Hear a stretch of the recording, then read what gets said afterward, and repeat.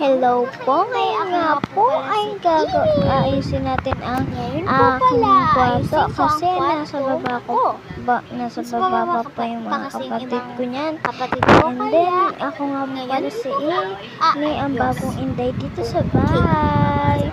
Ako lang po kasi nandito sa taas. And then, eto na guys. And then, sisimulan ko na nga dyan sa part na yan na ayusin ang salamin ni Papa kasi kakalat-kalat. And then, yung unan dun sa baba. And then, di ko alam, wait lang guys. Tinaas ko yung cellphone dyan kasi nandito sa baba. Nasa, higaan. And then, may inaayos pa ako dyan. And then, next naman ako dito sa lumulobong namin, plastic. Kasi di pa yan tinatanggal. Ilang days na rin.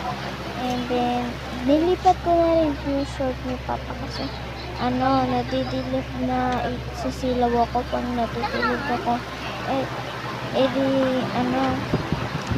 Di pag ganun, tinapakpan ko yung parang gitna ko. Tapos, pagkatapos pinatingin ko sa